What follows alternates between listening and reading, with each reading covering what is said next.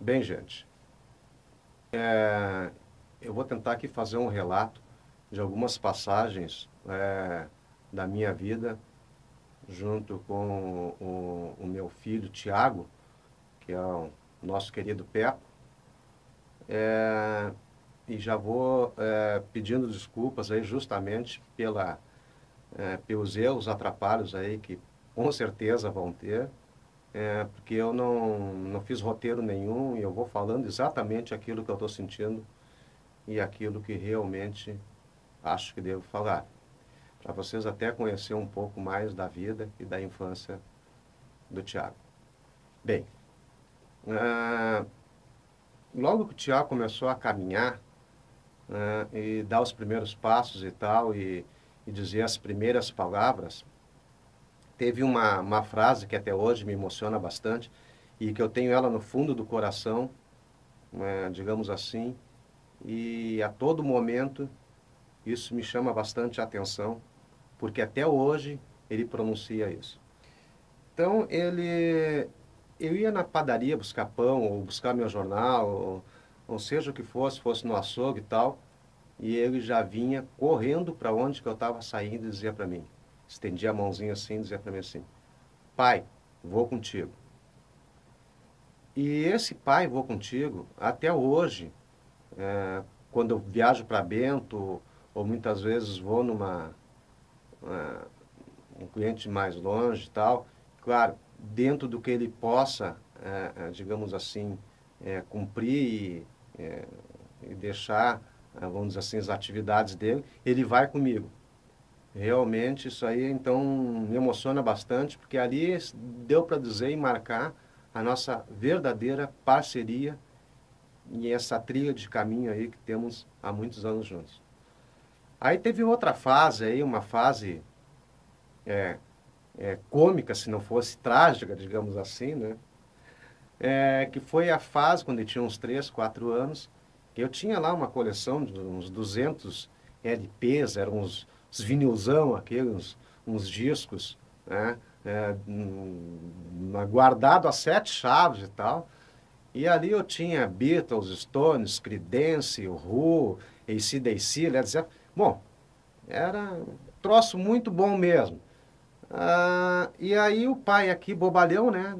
Deixava ele lá brincar e tal, pegava os meus discos, andar para lá e para cá.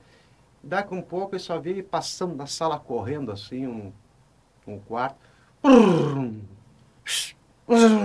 Pegava os discos e fazia pneuzinho de carro dentro de casa. Agora vocês imaginem como é que ficaram meus discos, né? Como é que ficou a minha coleção tão sagrada, indo destruída daquele jeito. Mas valeu, porque eu acho que foi uma coisa que realmente hoje a gente fala e é uma coisa que realmente me marcou bastante.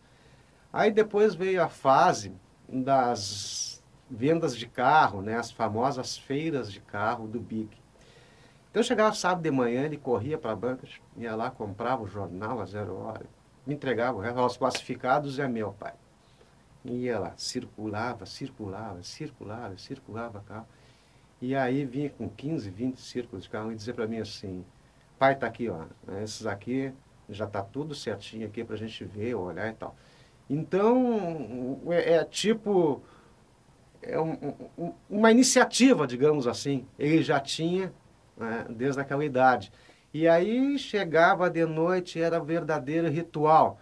Ia lá, pegava umas folhinhas em branco, uma caneta, pincel atômico, se não tinha, ia lá na padaria, no bar, no mercado, sei lá onde, comprava e vinha. E aí ele bolava o cartazinho. Não, o cartazinho é comigo. Daí já iniciava assim. Olha o poder de marketing do guri naquela época já. Pegava e escrevia ali.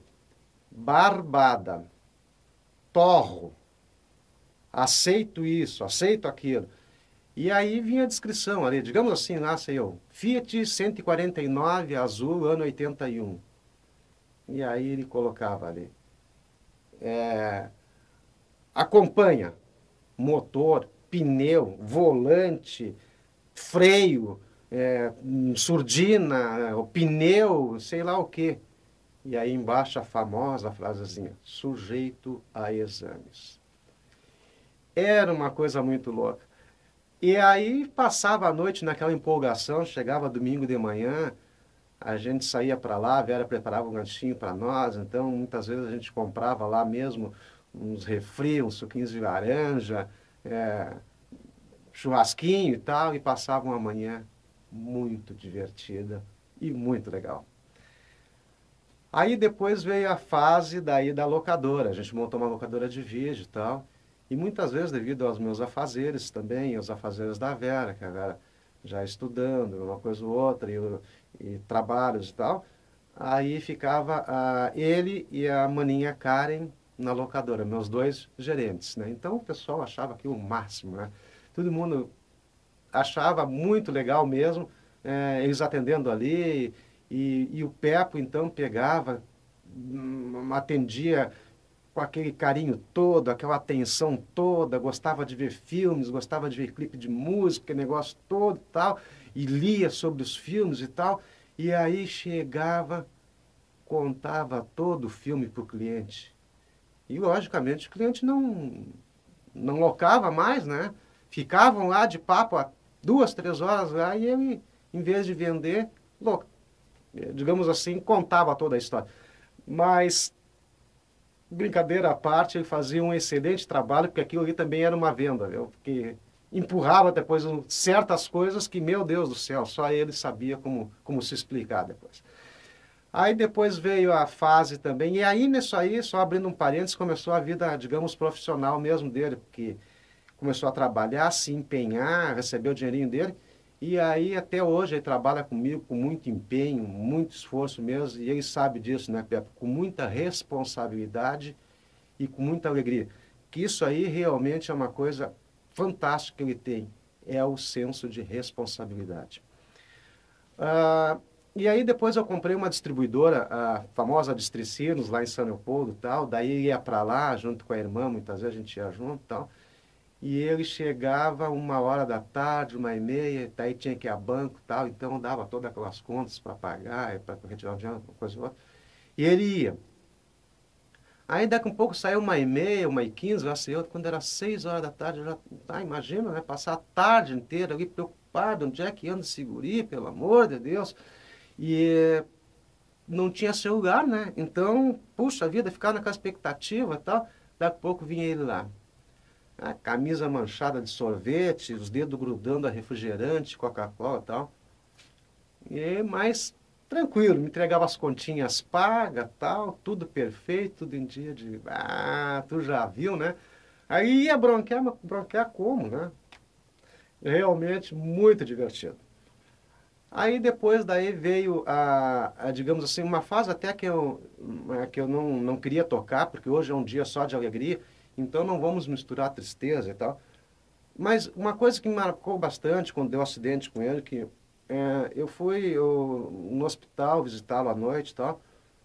Daí eu cheguei e ele estava deitado na cama, tal, com os olhos vendados e tal, né, por causa da cirurgia.